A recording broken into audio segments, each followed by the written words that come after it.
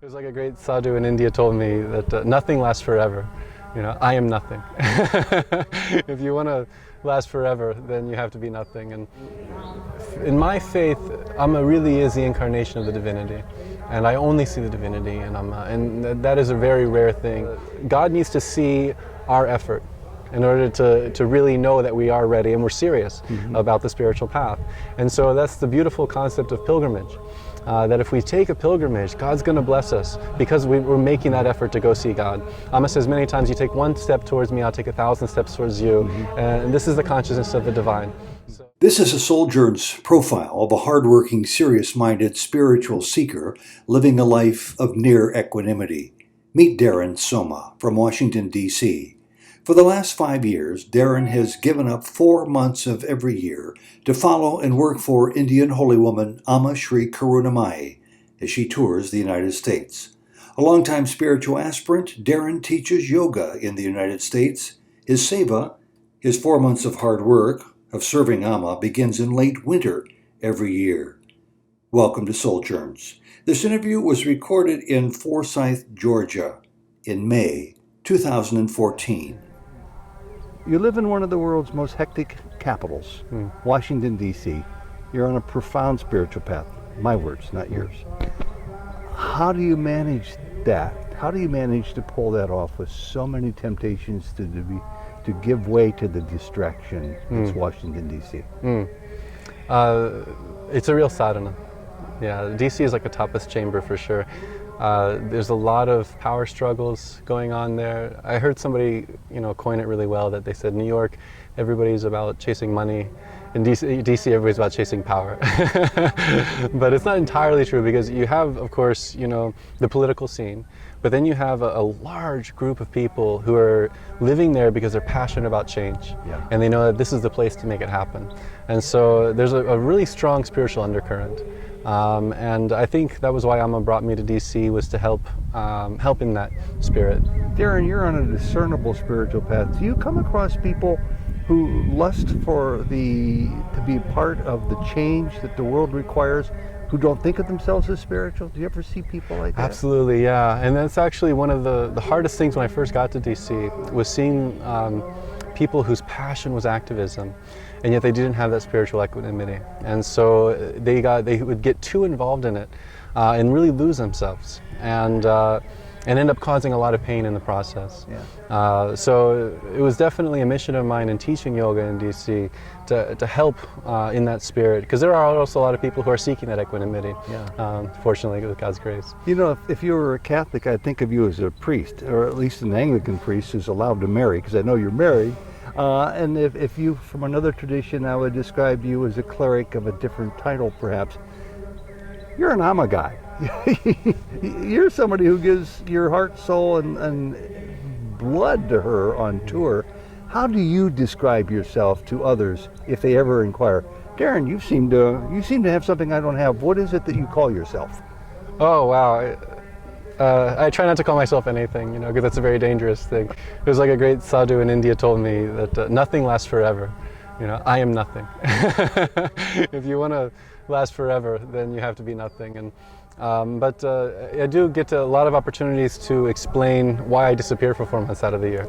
And that's a great segue to talk about Amma, which is a much easier topic of a conversation for me. That must be a little odd among your acquaintances and even close friends from time to time. What happened to Darin again? Yeah. And do they buy it? Do they buy that you have this magnetic pull that's so profound that it takes you away from friends and family for 4 months every year? They do. I think it's hard for some people to understand. Especially people who may not necessarily understand the ecumenical aspect of Amma's work. But I've seen people really come around because Amma's message and her work really speaks for itself. This program is a fantastic example of it. It's interfaith. It's empowering women in a way. We're talking about the home, not the homo, but the yagna here. Yeah, the Atiruddham Mahayagya. Yeah. It's very easy to talk about with other people this great event because it's everything that we really need and everybody feels in their heart that we need. You know, the empowerment of women, the dropping of these secular barriers that are really artificial, because God is certainly only one, and everybody wants to feel that in their heart. So. And I've been around Amma just for a little bit now, maybe 7 or 8 years, and I am familiar with her talking about the marginalized areas of our humanity to a great extent, elderly people, women, of course. She seems to be making that more of a pointed theme this year. Have you noticed it the same way? Her United Nations work on behalf of equal rights all the way through for women and all? Yeah, absolutely. You know, whenever Amma gets the chance to speak internationally, then Amma's focus is the empowerment of women. Amma cites very often that the great mantra from the Manusmriti, Yatru Naryastu Pujyante Tatramante Devataha. Okay. It means wherever women are honored in society, that society flourishes, because the gods are very happy there. Yeah. And it's a beautiful thing for us to meditate on as a global society. You do see the disempowerment of women in every culture, in every aspect of our world, and it's like a disease that's been here for too long. And I really feel in my heart the truth of what Amma is saying, that if we are able to uplift this segment, this one black spot on society, that everything can be enlightened. So you know, when Amma went to the Australian Parliament of Religions, it was the first time a woman opened that great ceremony. Oh, really? And so Amma focused on that, the empowerment of women, for her opening speech. And it's no coincidence that she's also choosing that as a focus when Amma goes to the United Nations. Now, a little bit more about Darin's spiritual path. What convinced you to carve 4 months out of every year to spend with this diminutive, saintly woman from India? Well put.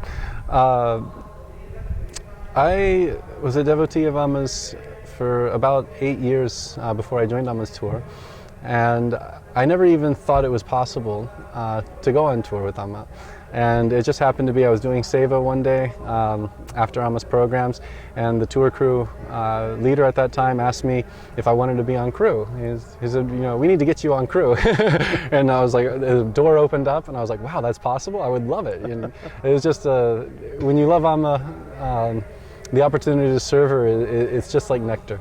But it's not an easy thing to pull off. You have to have an agreeable or an agreeing partner, mate, wife for this. You have to figure out how income's going to be supplemented in the interim. There's lots of considerations that go into this, not just the wear and tear on your body and your mind, because it's a grind. I understand this to be some of the hardest work anybody would ever volunteer for. That's true. How do you do that? Well, being on tour is actually easy because there's so much to do. You're just in the moment, and Amma Shakti is there, so I can go without sleep and I can go without food so long as I'm engaged in good seva. Then there's energy there. It's actually much harder when tour's over to recuperate myself. But you're right, it does take a very supportive partner, and my wife is incredibly supportive. She's a very brave soul to support me in leaving home for 4 months out of the year. If somebody were to ask me to describe Amma, and it's always a challenging concept, I don't know how to answer it correctly, but I would say she's as loving as anybody today on the earth that I know of. And I'm not sure how a person tops that. Is there another way you would describe her? I think that's a beautiful way to describe her, because in my faith, Amma really is the incarnation of the divinity. And I only see the divinity in Amma, and that is a very rare thing.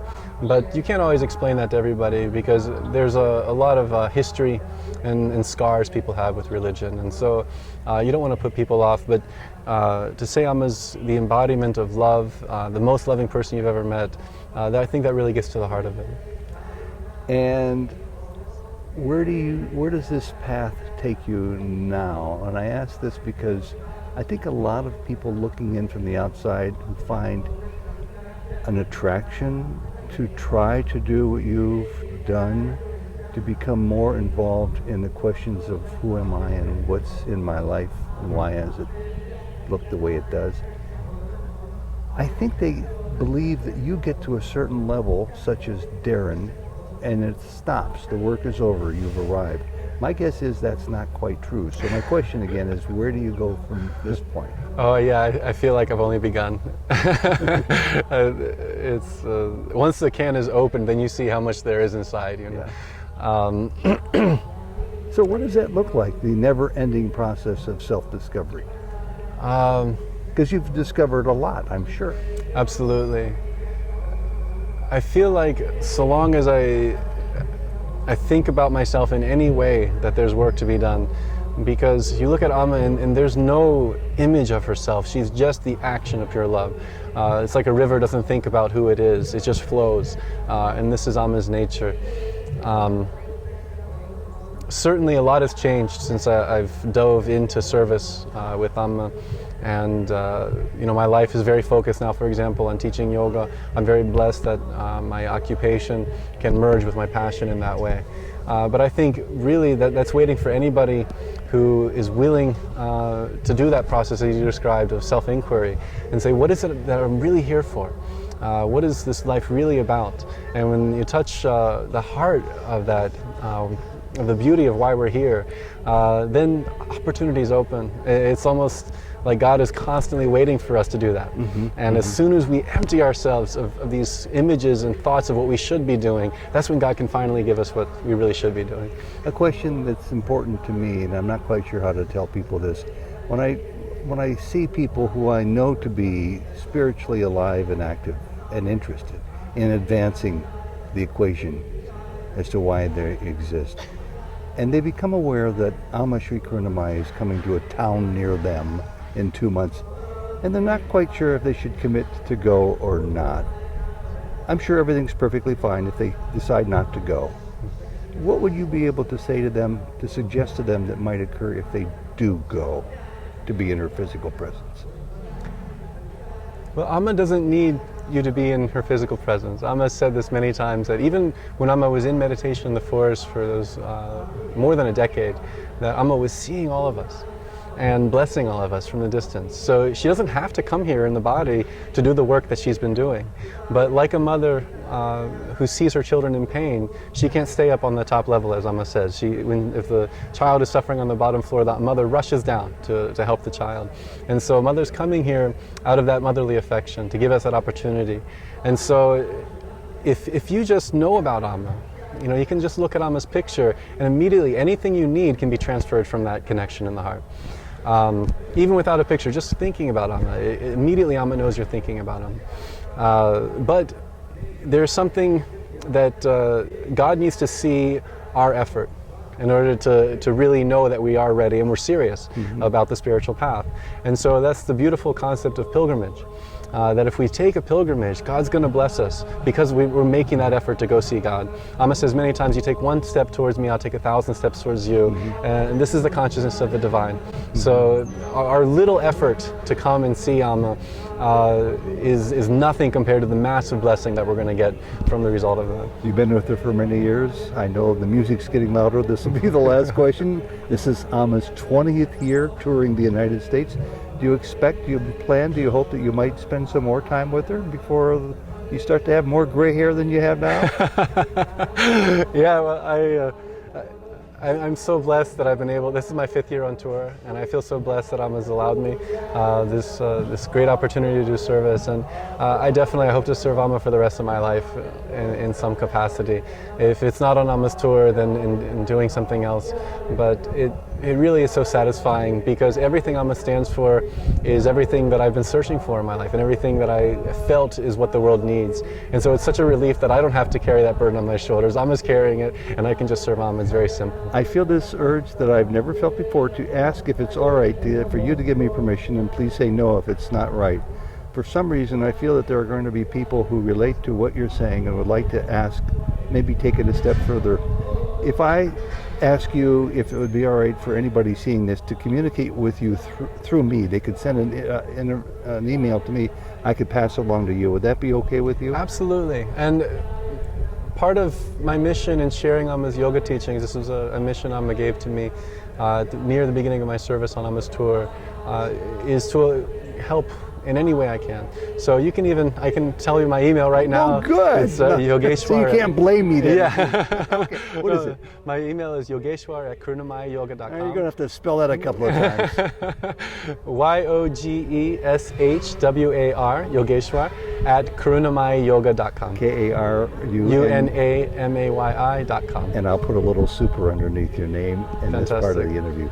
Darin, it's just been a delight. You, for Jody and me, we always walk away from Amma's visits wherever they are, and we've visited with her in Houston and Dallas and now in Forsyth, Georgia, wherever that is in the world. But here's where we are with her, and we love it.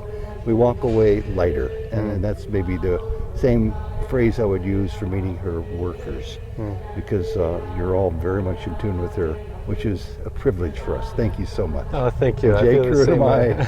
Jai Karunamayi.